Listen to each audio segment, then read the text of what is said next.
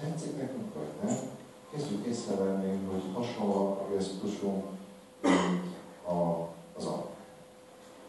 Vagy pasik úgy reagálnak, mint az apa. És nem tudjuk, hogy miért van ez. Miközben tudják, hogy ez nem jó. Mi az, hogy önismeret? Mit jelent ennek ez a szó? Nekem az, hogy figyelek arra, hogy hogyan hatnak rám a dolgok. Például? Saját reakciómat. Ön hány éves? 32. És mivel foglalkozik? Nagyon röviden probléma megoldása. Milyen probléma? IT és a logisztikának a keresztezése. Az IT és az érzések, ez elég messze van. Szeretek olvasni.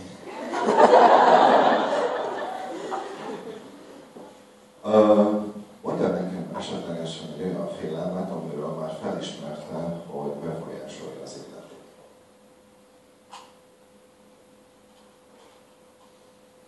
Félek attól, hogy? Félek attól, hogy a töredékére esik a lakáshitellel vásárolt háznak az értéke. Hollandiáról beszélünk.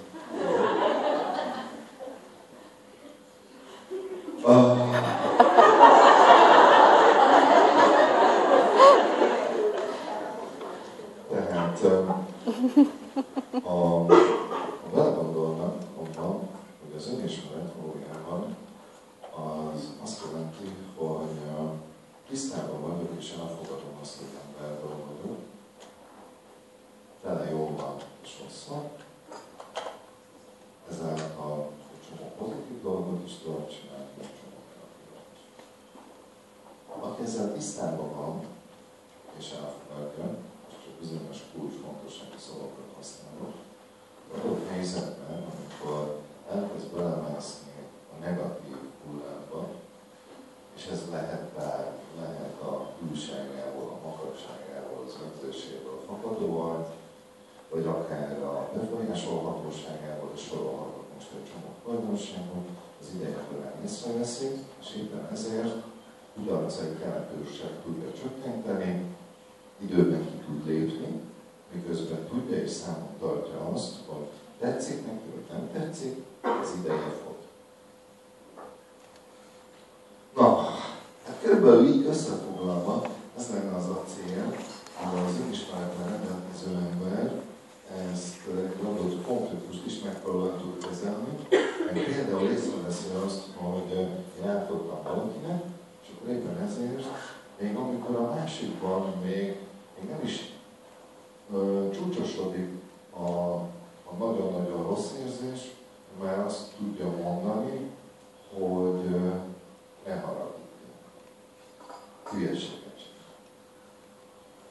Aki ezt nem látja be, az végig fogja feszíteni a húzt, és azokon fogja leverni a port, akik erről nem. És ezt legtöbbször azért láthatjátok, nagyon-nagyon sokszor. Az egyik emberben megfokozódik az elégedetlenség és a rossz érzés. Mint ahogy most is láttam, amikor erről beszélnek, egy adott hölgy elkezdett úgy ránézni a partnerre, így sokszor. Beszéltem a fokozódó frusztrációról, amikor lehagyott a fejét. Szóval. Igen, hát ezek a dolgok ilyen emberi dolgok, és mindannyian elkövetjük. Hogyan csináljuk azt, hogy elfogadni azt, hogy emberből vagy? Mi az? Én ezt úgy élem meg, hogy megpróbálom a páromat, aki szintén idő, a helyzetébe beleélni magam.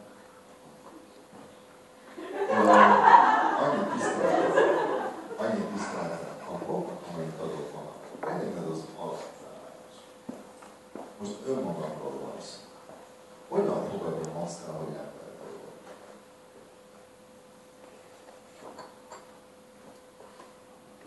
Lehet, hogy bizonyos szóösszetételek és mondatok kulcsát vesznek követni, de szándékosan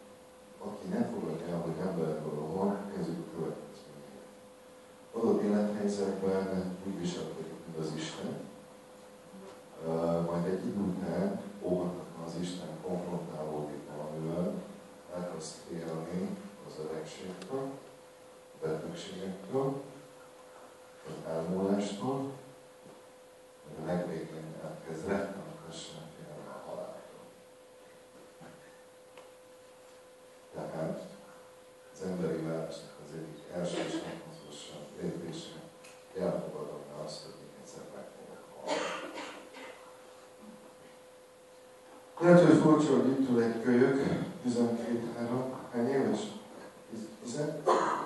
13. Jól tudtam.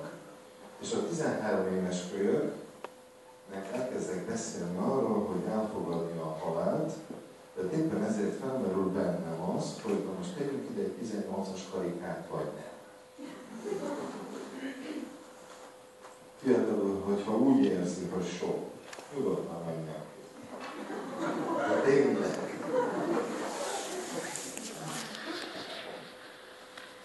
Tegyük fel, csak ugrok egyet, mi történik akkor, hogyha nem fogadom el, hogy egyszer meg fogok halni. Tetszik nekünk, hogy nem mindannyian kerülni fogunk olyan élethelyzetben, amikor a szeretteink hallottak.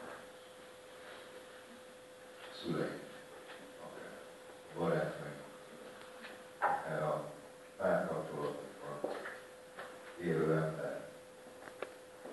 Az is halált jelent, hogyha az egyik fél azt mondja a másiknak, hogy én nem szeretnék veled élni tovább, és szakítsuk meg a kapcsolatot. Ez is valójában a kapcsolat halálát jelenti, tehát a halállal kapcsolatos megtérés.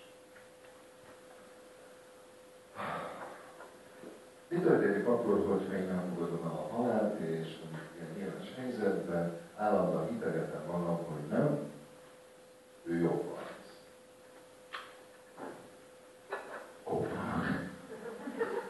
Igen. Hogy? Mi történik ilyen?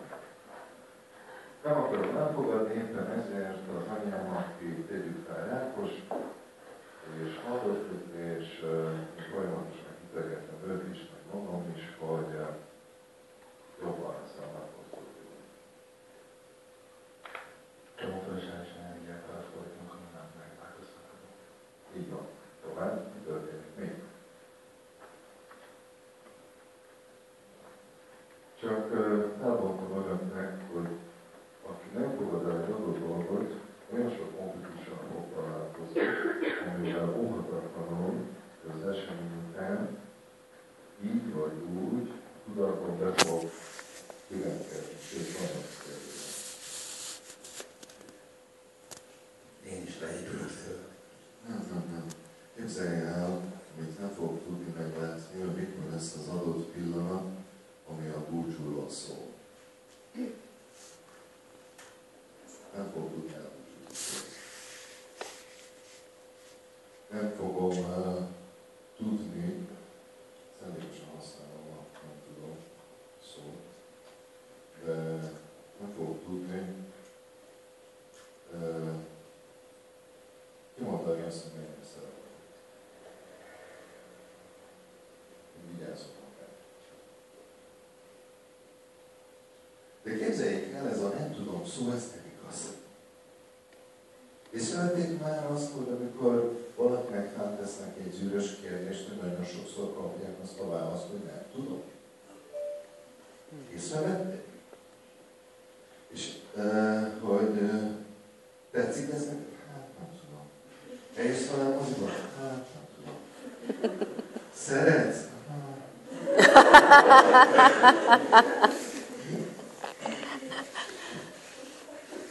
Nem tudom, rájöttem arra, nem tudom, hogy hallották ezt a szót, hogy dejé. Tudod, mit jelent az a szó, hogy dejé? Ez zsűrös kérdés. Nem arról elképzelésem, nem tudnám definiálni. Számomra egy ilyen fejlődésben viszont. Értelmi fogyatékosságot jelent, és képzeljék el, észrevettem azt, hogy amikor váratlanul egy olyan kérdést teszek fel, amiről tudom, hogy a másik ember számára esetlegesen fájdalommal jár, a másik ember úgy védekezik, hogy ő azt mondja, hogy nem tudom, mert beindul egy úgynevezett, én hívtam el ezt a folyamatot, egy öndebilizálási folyamatnak. Abban a pillanatban azt mondom magamról, hát én amikor vagyok, nincs mivel válaszol. Nem tudom. Mert van két másik fontos szó össze. Az egyik, hogy nem akarom mondani, a másik, hogy nem meglát. Tehát aki nem fogadja a saját halálát, azt nem fogja elfogadni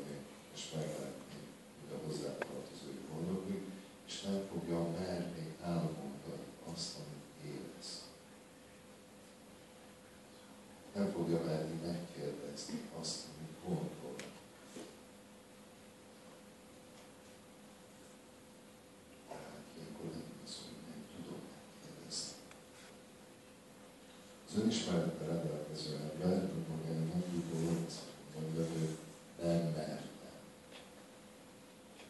Most ez nagyon nagy különbség.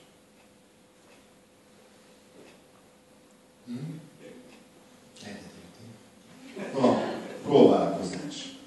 Próbálkozással kapcsolatosan felolvasok önöknek valamit, nem én írtam, de nagyon tetszett.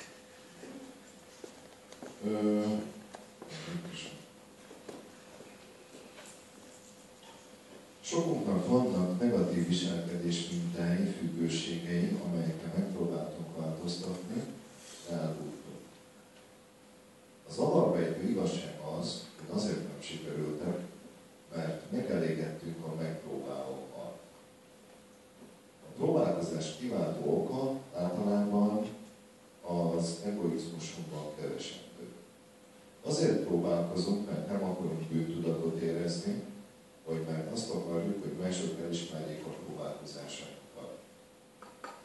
A siker abból fakad, hogy kitűzünk egy célt, egy változást, amelyet el akarunk érni, és amíg nem lépünk át a célvonalat, addig nincs megállás.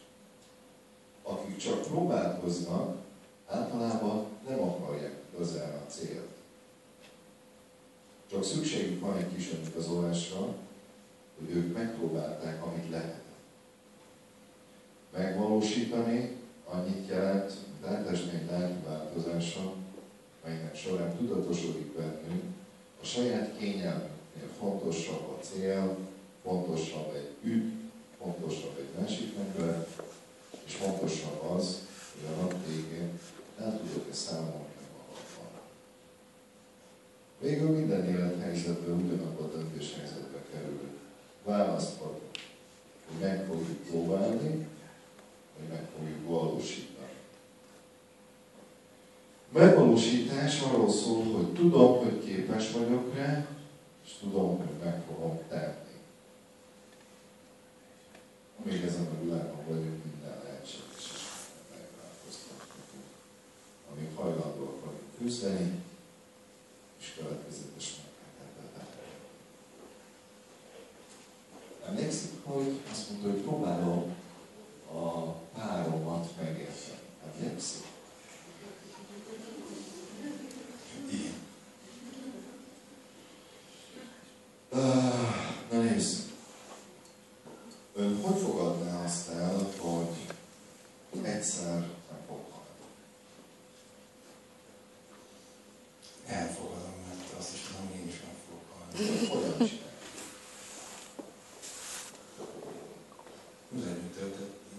Igazából szerintem nem szükséges gondolni, és nem ebben tisztában ez a tétel.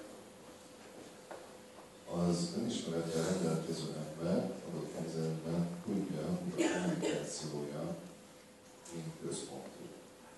Az én központú kommunikáció azt jelenti, hogy amikor önmagadról beszélnek, első szám egyes számot használnak, nem pedig az ember szó. Ez mi? Az előbb azt mondta, hogy az ember.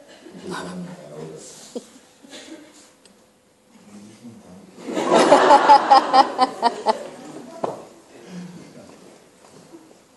Amit most látnak egy 31 éves férfit, akit nem tett temperésbe, hanem szépen lassan, fokozatosan beszéltetem, és éppen ezért azért fontos, hogy azért szeretek valakit a közönségből kiszólítani, hogy lássák azt, hogy ha ők esetleg ilyen helyzetbe kerülnek, ez ilyen működik jelent.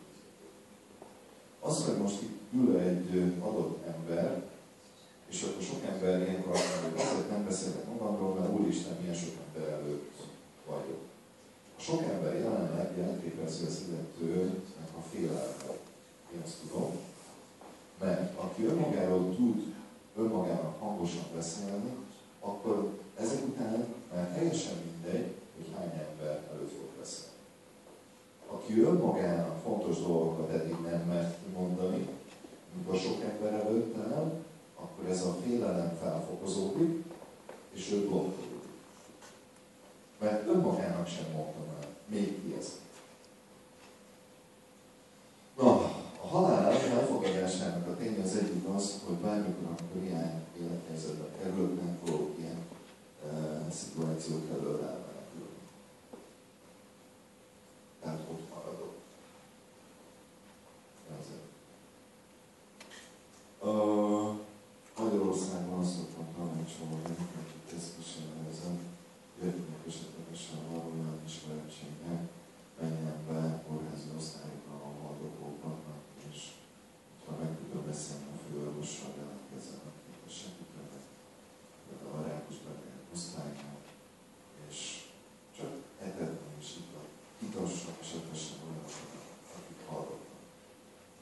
nézze meg, hogy milyen az az állapot, ami a hozzátartozó újra ismer, és ami önmagán.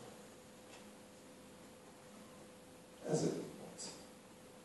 Másik az papírceruza, és az úgy kezdődik ezzel a két szóval, amikor beírom, hogy halálom esetén, ami fizikálisan belőlem marad, vagy utána marad, irányít vagyok. De itt nem az a fontos, hogy irányít vagyok, hanem az első két szó. Halálom esetén.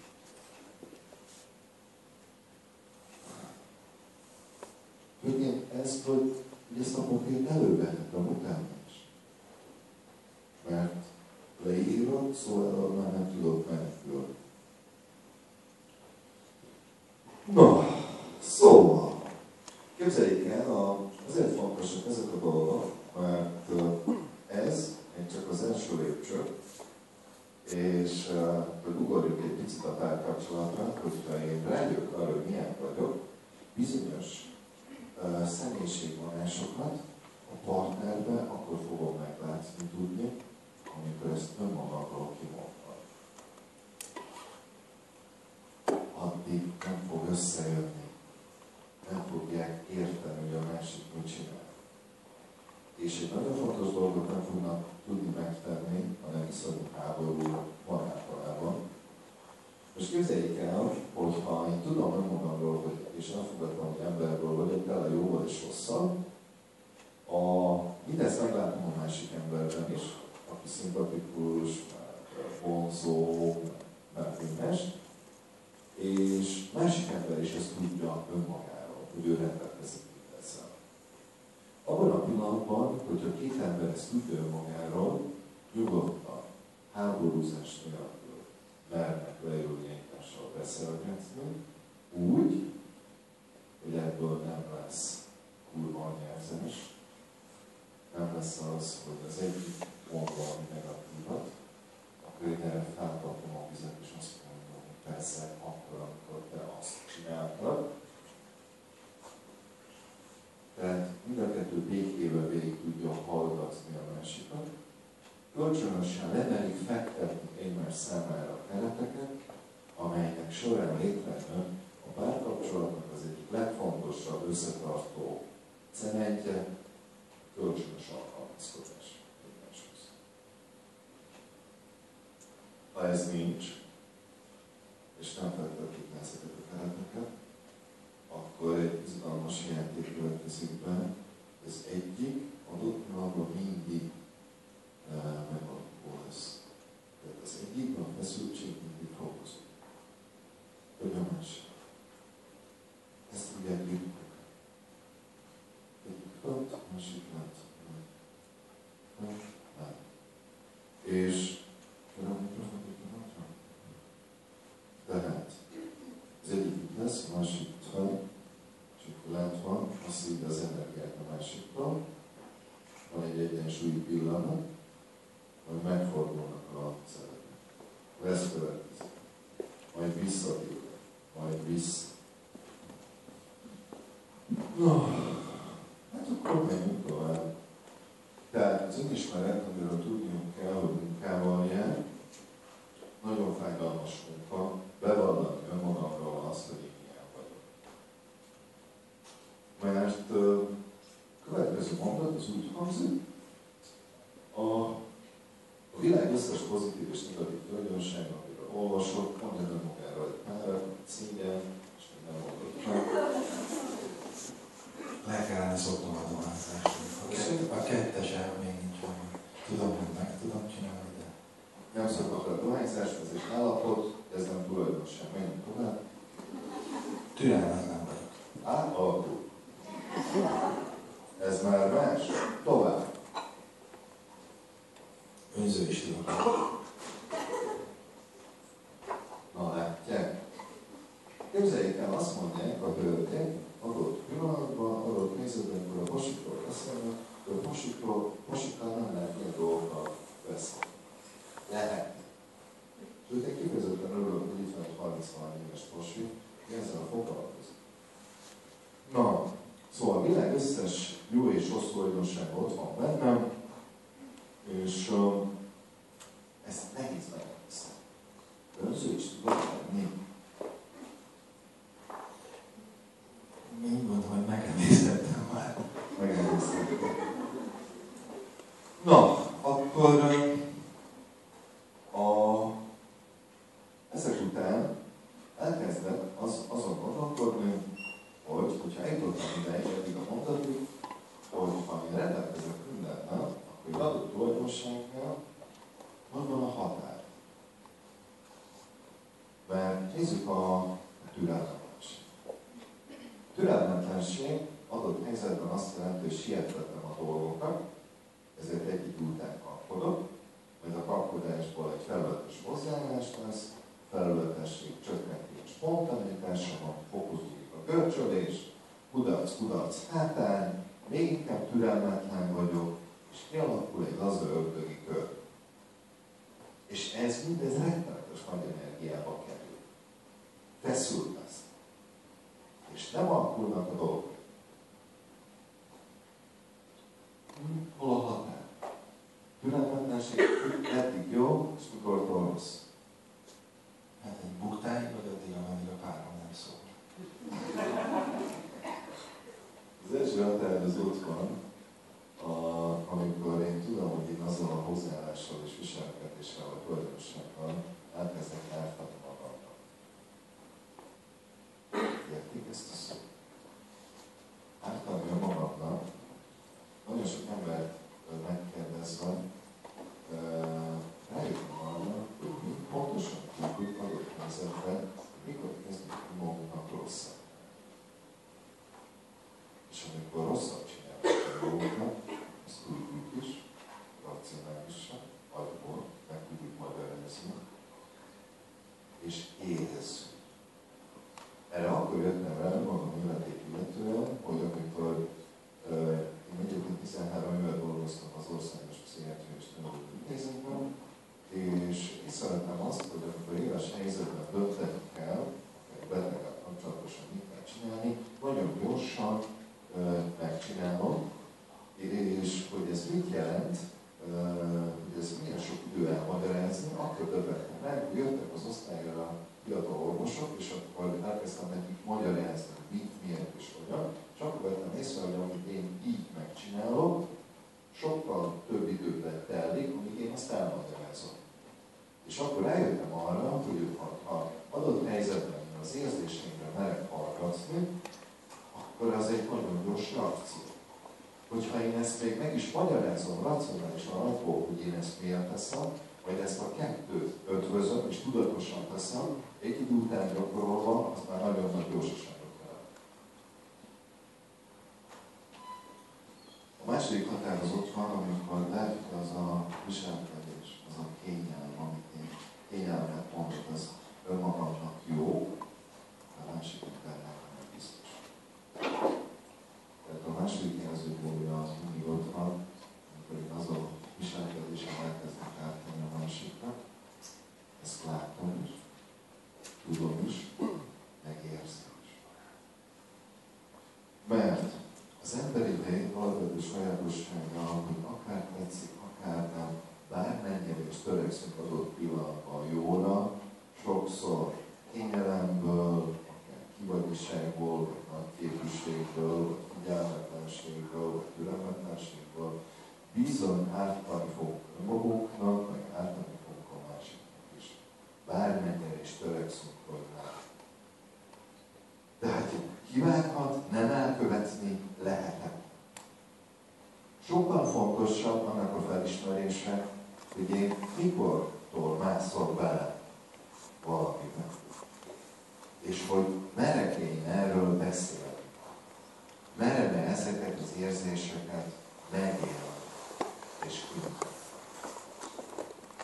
Szóval, megfogalmaztam ezt a határt, hogy a világ összes emberi tulajdonság ott van bennem, plusz a határokat is, és utána mi a következő, nézzük ezt a megtalálni vágyással köztük, illetve mindenki ennyi tiszteletet kap, amelyik a másiknak ad. Mit gondol, ez melyik tulajdonságból fakad?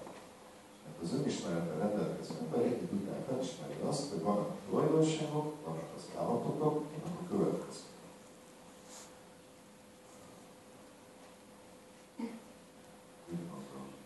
Hiúság. A hiúság, hogy hiú vagyok, tehát a hiúság azt jelenti, hogy én vagyok a magamnak a legfontosabb. Az önzésből származó hiúság.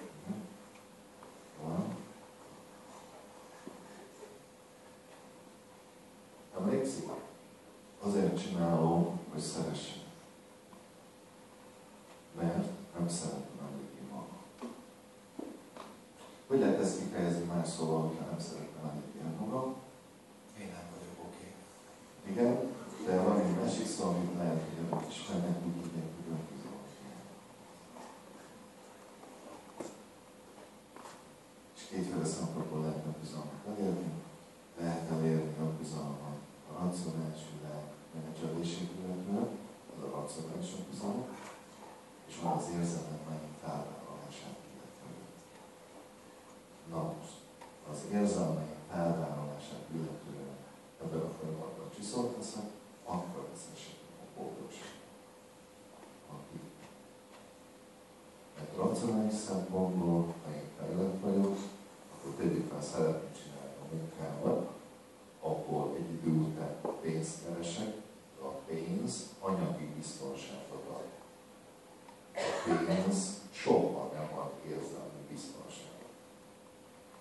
Ezért vannak azok az emberek, hogy a 6-7 évvel ezelőtt eljött hozzám egy 40 éves pasi, Magyarországon történt, ki azt mondta, hogy a rendszerváltásnál belecsúszott egy nagyon Disney sorozatba, tehetős lett, körbeutazta a világot, mindent megszállott, amit lehetséges, itt van 40 évesen, minden van, és úgy érzi, hogy semmi sem. Hiányzik valami. Miközben racionálisan én nagyon fejlett valaki, de amikor feladottam neki egy pár érzést, hogy ő azzal mit kezd, hogy kimerjék mondani, hogy úgy kezdett el viselkedni, mint egy olyan ember, aki a vékony jégre téve. Tehát a kommunikációja olyan tapogatózó. Innen lehet felismerni, hogy kik azok az emberek, akik egy csomó érzésről hallgatnak magukba, és nem merik kimondani. Ha én meg nem merek majd kimondani, nem fogok merni megélni sem. Milyen az ön édesapja? Nyugodt. Csendes. Kinyílt. Hallgató. Szigorú. Önmagához is? Ebben nem vagyok biztos, szerintem nem. Most nem. Neki merik mondani azt, hogy szeretem fiam? Nem.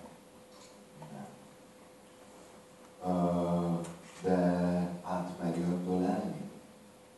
Igen. De átölelni és kimondani, szinkronban ezt nem. Ezt így nem. Ön ezt megmeri vele tenni? Meg. Hogy ki is mond, ő szeretnek apu és hát is ölelnek. Ezt már nem.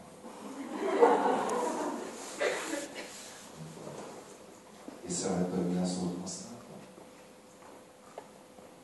Megmeri tenni? Ezt hogy hívják? Megmerem tenni. Milyen tulajdonság? Bátorság. Így van. És hogyha valaki nem bátor, azt hogy hívják? Gyáva. Kérdezték egyet.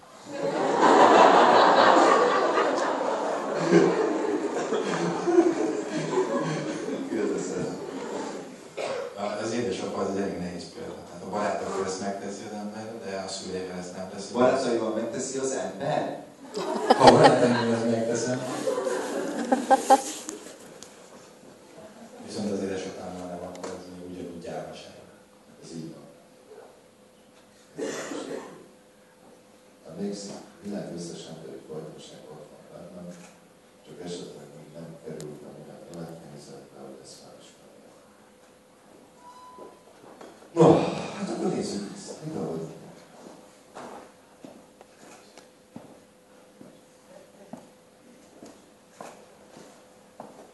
Én nem tartom magam gyávának. Most már tudom, hogy az vagyok.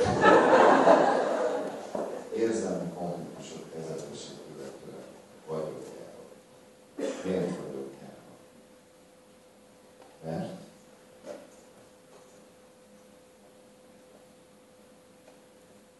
az a helyzet, hogy nem tudok rá jó indokot mondani. mert félek egy adott folyamatban jelentkező fájdalom átörését. Mert mi van akkor, hogyha én ezt kimondom, és az abba visszaad? Az elutasításnak a fájdalma. Tehát valójában félek egy fájdalomtól. Ezért adott helyzetben nem merem kimondani azt, hogy igen, nem merem kimondani azt, hogy nem. Ezért ebből következik, urak, hölgyek, a befolyásolhatóság tulajdonság. Javából járunk így befolyásolható. A befolyásolható következmények ahhoz, hogy csak elmondott pár dolgot meg, hogy hogyan jutunk el egy adott fontos állapotig. A befolyásolható kihasználható, manipulálható, zsarolható, megalázható, ugrálható. És még mindig nem merem kimondani azt, hogy ezért én vagyok a felelős, mert én nem mertem megtenni, én nem mertem kimondani azt, hogy tudják, a fiatal srácoknál lehet ezt látni nagyon, hogy meglátnak a villamoson vagy valahol egy csinos máj, és akkor elkezdenek kuporogni. Oda kéne menni. Én esetleg oda keverednek, és akkor a csajsz lehet, és akkor már megint egy kisfiú, és elmegy, ez a pasi hazamegy, és akkor miért nem mertem kimondani, és verem a fejemet a falba. És szerintem mindannyian átéltünk már ilyen szituációt, amikor utólag vertük a fejüket a falba, hogy miért nem mertük megtenni, kimondani. Biztos vagyok ebben. De odáig már nem valószínű, hogy eljutottak, hogy ez a gyávaságból fakadó probléma. Önök nem merték ezt kimondani. Na, a befolyásolható, hogy ezt valahogy túléljen, hál' Istennek rendelkezünk aggyal, és ilyenkor elkezdődnek ezt a folyamatot úgy hívunk, racionalizálás, okoskodás, vagy kifogásokjárás. És ez a következő szavakkal kezdődik. Nem tudom, nem figyelték meg, de én ebből már tudom, hogy az illetően befolyásolható, egy adott érzelmi konfliktus megoldását illetően gyáva, csak még nem találtam meg, hogy hol, amikor az emberek ezt a szófordulatot kezdik használni. Igen, de, igen, csak, az a baj, hogy, az a helyzet, hogy, igen, persze. Tehát megteremtődnek a kifogások. Amikor a nyuszi megmagyarázza magának, meg a környezetének azt, hogy a szaros bizonyítványa milyen fontos. Ugye? Ezt értik. Csinálják, nem? Én csináltam nagyon sokat. Sőt, mai napig is tudom, hogy képes vagyok rá, hogyha nem tudok oda. Szóval, megszülettek a kifogások, és valahogy ezt használni kell. És akkor ezek után kezdődnek a játszmák. Mert amikor elkezdődő kifogásokat keresnek, már elkezdek játszani.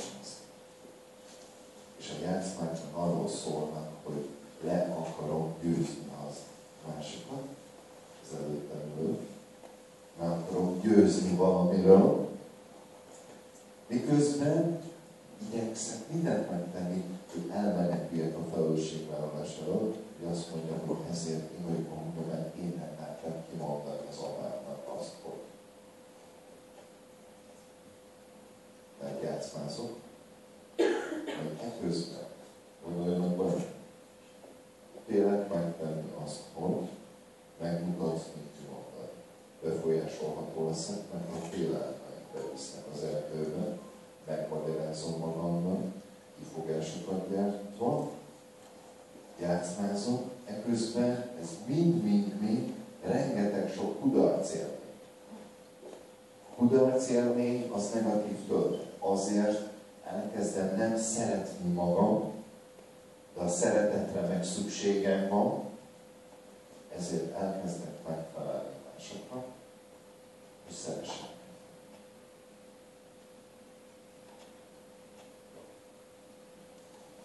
Megfelelni velem, és megmondod gyárosan a következőt. Majd megalakuló leszek, mert egykor nem kell lesz az életben, hogy én igyekezek megfelelni másoknak, ebből beleteszek szállítségének ének, miközben nem ismerésként visszakapok vissza. És ez azért van nagyon egyszerű, mert ezt azzal szoktam magyarázni, itt van az a mobiltelefon, és jelképezze azt az energiát, ami annak jelképe, hogy ez energia az a munka, amelyet én igyekeztek megfelelni önöknek, hogy önök szeressenek. Önök ebből a mobiltelefonból tegyük fel, hogy látják a szélét. Nem látják tetejét, a hátulját, az oldalait, és legfőképpen nem érzik a munkámnak a súlyát, mert azt én tartom. Ezért, amit el fognak ismerni, az ennyi. Ezt megkapom, de a teljes egészét nem. És amikor erre rájöttem, feltettem magamnak ezt a kérdést. Ezt a munkát én teszem bele, abban, hogy megtalálják másokat, de ebben, hogyha én ezt az energiát önmagamban megtalálják. Hát én tudom, hogy ez megvan. Tudom azt, hogy milyen fájdalmas, és akkor jöttem rá, hogy annyi tiszteletet fogok kapni a másik embertől, amit saját.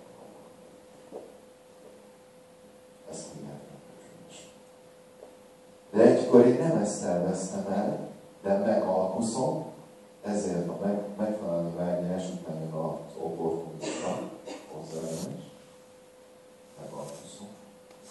Önmagam fontos törvényekből feladott sok mindent, mert olyan jó lenne kimondani, és általában ez a valami. Kimondva az össze. Hogy ez szinkron van. De hát merem megtenni. A belső feszültség fokozódik, amikor erre gondolok. Különösen akkor, ha tegyük rá, nagy Isten, az apámmal valami váratlanul történik, és meghal. Ilyenkor jön a bűntudat. Miért nem mondtam ki? Miért tettem meg? Nem is oldottam meg, nem is mondtam ki, dupla frusztráció. Feszültség fokozódik, még inkább, és kialakul az önvágy. Miért nem mondtam ki? Vagy elkezdem sanyargatni magam, vagy elkezdem büntetni magam, vagy elkezdek siránkozni, a feszültség továbbra fokozódik, és még mindig nem mondom ki, hogy ezért én vagyok a felelős, vagy én igyekeztem elmenekülni a számomra szűrös sztori elől, és akkor mindenki szempontból megoldom. Sok-sok munkával, vagy alkohollal, vagy nyugtatókkal, vagy vásárlással megteheti. Vagy, hát nagyon sok kompenzációs effektussal, és akkor egy után ez a tüneti hozzáállás, tüneti megoldásokat jelent, még mindig nem válnak ki mondani azt, hogy én emberről vagyok és képviselő, és hajlamos vagyok érzelmi helyzetek elől elmenekülni, és idővel kialakulnak a testi tünetek, majd a betegségek, ilyen hajlam esetén, ezt hívják a szélfele pszichoszomatikus tüneteknek, a betegségeknek, és lelki tünetek, lelki betegségek. Például 2 hete 4 hölgy volt nálam azon a héten, akik soha nem merték kimondani a partnerüknek azt, hogy ezt miért veszed velem, az életük közös. És a közös életű bizonyos fontos pontjain, ezért hallgatnak, nyelvet küldtek, megvették ezt mondani, küld bennük a feszültség, elalkuló voltam, befolyásolható keresték kifogásokat, menekültek a felelősségvállalásra, ez ilyen 10-20 évig sztori. Az egyiket következő héten operálnak mellekkal, a következő Petrefészeknek miatt megműködtek, a harmadiknak már kivették a női szerveit, a negyedik meg egy autoimmun betegségben szenvedett ügyvédek, szklerózisnak lesz. Szóval, urak, felül. Nézzük azt, hogy az önismerettel megbíró ember az élete során olyan sok feszültséget halmazta magában, hogy egyébként sok-sok feszültség és frusztráció beütje a szembe, a testbe. Mindig. És nem tudjuk megúszni. Biztosan. Például egyszer, amikor láttam azt, hogy az elfordult érzéseknek olyan rettenetes tartalma lehet, bejött hozzám 15 évvel ezelőtt egy fiatal srác, 22 éves volt, akinek az édesapjával voltak nagyon súlyos megoldatlan konfliktusai, és csomó mindent nem mondott ki. És ez úgy mutatkozott meg nála, hogy egyrészt a feszültségét különbileg levezette a piába, tehát alkoholista is lett, plusz még egy ilyen csillapíthatatlan és kontrollálhatatlan ugrendozó magas értása volt 22 évesen.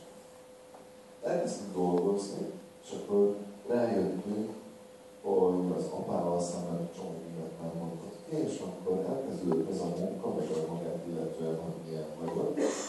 Mert én kezdetben úgy szoktam ajánlani dolgokat, hogy a belső feszültségeinket feltárni kétféleképpen lehet, ez a pszichoterápiák az alapára. Amikor elkezdek beszélgetni egy külső szakemberrel, a különbség a barátainkkal kapcsolatosan az, hogy a külső szakember az érzelmileg nem érintett irányba. Ez meg azt jelenti, hogy a barát nagyon sokszor nem fogja merni elmondani, amit gondol róla, nehogy ő megváltódja. Tehát inkább féligazságokat okozza. Vagy esetleg meg fog simogatni. Nem van. Majd meg. És akkor, hogyha sokszor ismétlődik, akkor én használom a barátomat, de ennek a megoldása csak tüneti szempontból történő feszültségbevezetés lesz. Egy szakembernek meg nem ismerem, nem szeretem, nem ők érzelmileg involválva, ezért amikor látok valakat, azt mondom, vagy. Miközben a másik figyelmét felhívom, hogy én elmondhatom azt, hogy például mindannyian, én tudom, hogy az itt ülő emberek közül mindenki egyszer meg fog halni. De hát én azt is tudom, hogy ezek a tulajdonságok, amelyekről beszélünk, itt vagy úgy, mindannyiunk életében ott vannak. De azt is tudom, hogy hogy ez önök közül egyesek azt fogják mondani, hogy nem igaz, és továbbra is fogják kötni az előttet arra hozatlan, hogy ezeknek semmi közöm, sem kifogásom nincs, mert én megtanultam, hogy mindenki a saját idejét arra használja, amire akar. És aki ezek után is a fejét a homokba adják, az ő dolga. Nem az enyém. Szóval ezek ajánlattételek a részemről, miközben a másik tudomására hozom azt, hogy megoldani, csak ő oldhatja. Ha őt tegyük fel, nem csak meghallja, nem csak kimondja, hanem még el is fogadja. Az elfogadás az egy nagyon húzós folyamat. Ez mit jelent? Hogy ez valójában mit akar, ez nagyon sok ismétlés és nagyon sok munka. Éppen ezért kezdetben én arra szoktam kérni az embereket, akikkel dolgozom, hogy ezeket a folyamatokat, érzéseket, tulajdonságokat írják le. Mert kimondani valamit, az ő jó dolog, megszabaduló, mindenkivel a feszültség, és a leíró ott marad. És és visszatérhetek meg. És például egy adott idő után észrevettem azt, hogy ebben amit leírtam, hogy nagyon sok az önsajnál. Amikor saját magam csillag. De az önsajnálat adott helyzetben meg azt jelenti, hogy nem merek szembenézni egy adott fontos folyamatban vagy jelentkező fájdalommal, kimondva például azt, hogy nagyon nehéz kimondanom, de látom, hogy az apám, anyám írja. Vagy furcsa és szokatlan, hogy egy olyan gyerek szereplő is kapcsolatban lehet ilyen. Lehet.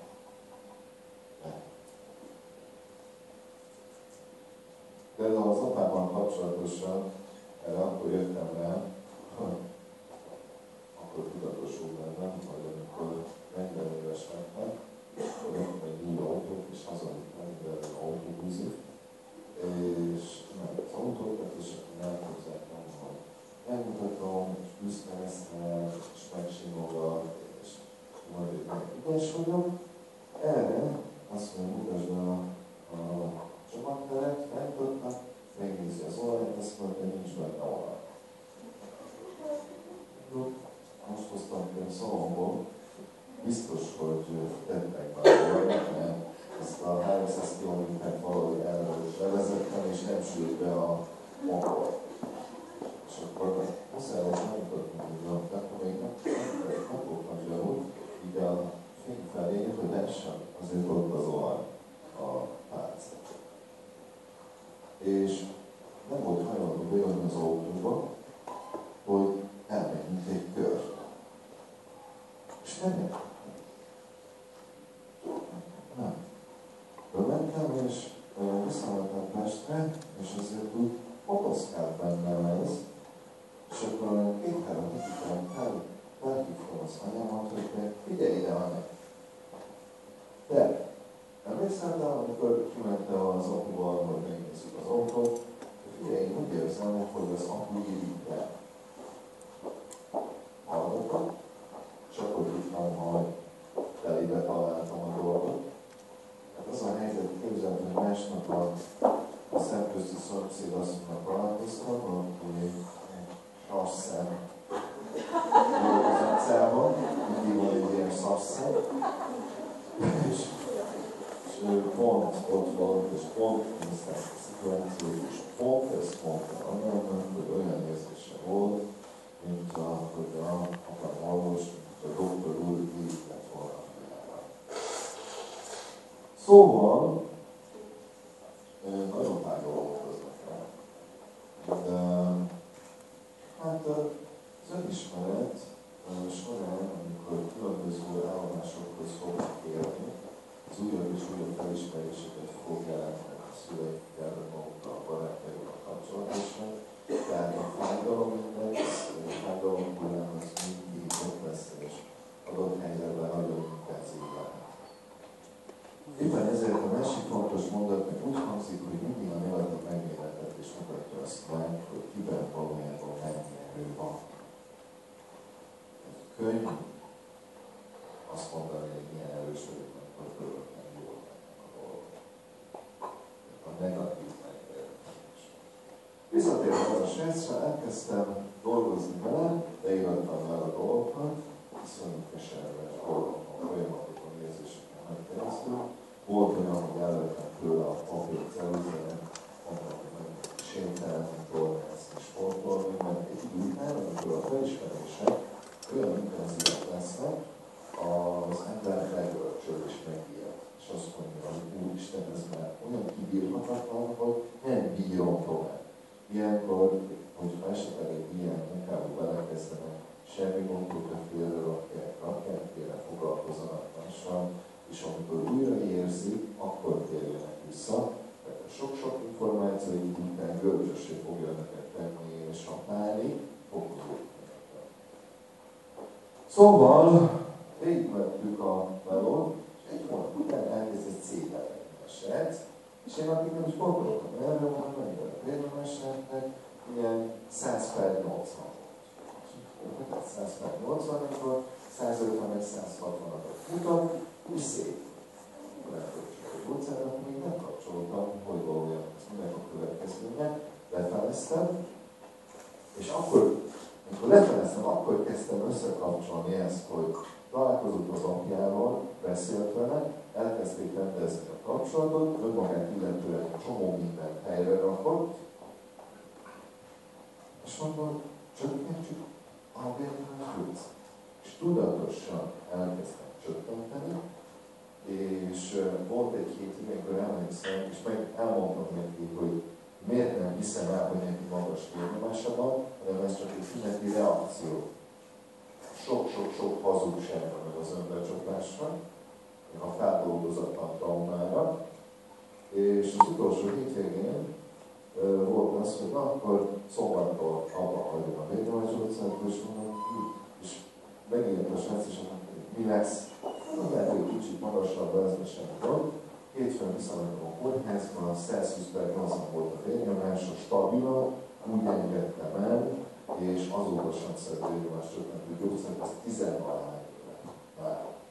És akkor jöttem rá arra, hogy azt a durva, olyan feszültségek és megoldatlan frusztrációk vannak bennünk, amelyek komoly kihatással vannak a testünkre, és adott helyzetben súlyos testi betegségek idézhetnek elő. Szóval, ez egy elvasságnak. Érdekelne az autós sztori végén. Megtudta az édesapja, hogy érezte, hogy így?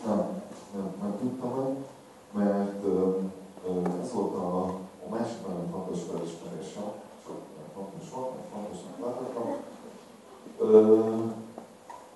Gondolom, hogy önök is voltak már olyan élethelyzetben, hogy látták, hogy a másik, az tegyük fel, hogy megy a pokla felé, vagy a kudarcok felé, és jót akartak neki, és mondták. Erre legtöbbször felháborodást kapnak, borzasztó veszekedések, elküldik önöket a fenébe, miközött hozzá, mit pofázol vele, nem a te dolgod, stb. Miközben igazuk van. És ez azért van, mert például ott van a kezében az a mikrofon, van olyan szituáció, amikor lesz a mikrofon erőszaknak fogja érezni, és lesz olyan szituáció, amikor tanács. Mikor lesz ez a mikrofon? Tanács, és mikor erőszak? Mit gondolod? Most tanácsként érzem. Azért érzi tanácsnak, mert megkért engem, hogy mondjam el. Tehát a tanács az olyan, hogy önöket megkéri, hogy mondják a véleményt. Ha valaki nem kéri meg, hogy fiam, vagy passimosok, csajok, mondd már el, hogy mi a véleményed erről, és a másik mondja, az mindig erőszak lesz. És hiába lesz önöknek igazad, éppen az, hogy aki szeretett hívhattal találás. Ezért nagyon fontos megkérdezni a másikat ilyenkor, akkor tudják, hogy zűrös dolgokat fognak elmondani, hogy ilyen fiam vagy lányok, vagy csajok, vagy bárki, elmondani neked. Ami sokszor, sajnos, én sem tudom megmondani, amikor olyan szinten erőszakosan akarom a jó, de nem csak a másiknak, mert tudtam, hogy felismerem, hogy jó vagyok. Azért akarok a másiknak a jót, hogy például a szülők-gyerekek viszonylatban, hogy a szüleim éljenek minél tovább egészségesen, minél később halljanak meg, hogy én ne érezzem magam rosszul. Ezt hívják önzőszeretet.